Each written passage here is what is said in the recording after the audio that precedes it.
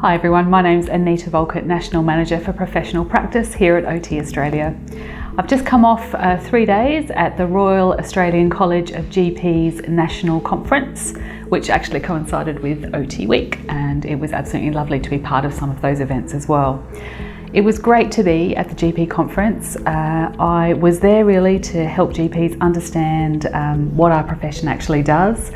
They were effusive in their praise for us as the most useful allied health professional in their practice, which was great to hear, but they didn't always know about the full spectrum of OT practice, particularly mental health, so it was great to be able to educate them around that.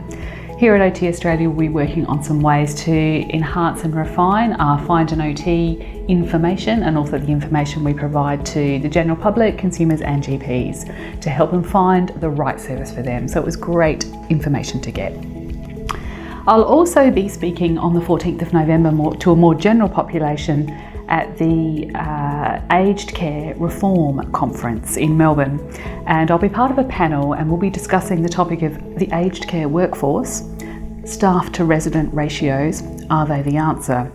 And I'm particularly interested in speaking on the topic of engagement and how important it is to be able to engage with older people around meaningful occupation. So you can have as many staff there as you like, but if no one's going to engage around the topic of meaningful occupation, that's a bit pointless. So that'll really be the take I have on that panel. Looking forward to that. We have another consultation up at the moment. The APRA ones are ongoing that I spoke about in October. So for those of you who missed that, supervision, so supervised practice and return to practice, as well as advertising standards and mandatory reporting are all up for consultation with APRA at the moment. So do send me any feedback you have on those. The National Transport Commission are having a look at barriers to the safe use of personal mobility devices.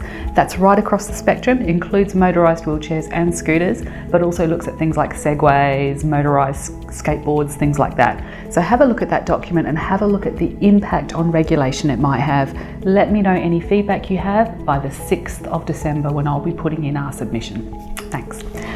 We're getting pretty excited here about the OTA Exchange, which is going to happen next year in June the 23rd and June the 24th in Melbourne. We've got some key topic areas, so driving, rehabilitation, paediatrics and environmental modifications are our key themes, but actually we're really interested right across the board of OT practice. Abstracts are flooding in, but do get yours in, they close on the 15th of November.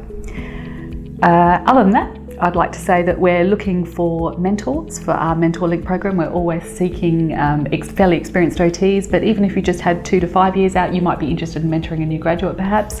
Let us know. We're really keen to find some mentors to match with people. And our 2020 CPD program is going up as we speak, so keep an eye on that for some interesting opportunities for next year. Thanks everyone, have a great month.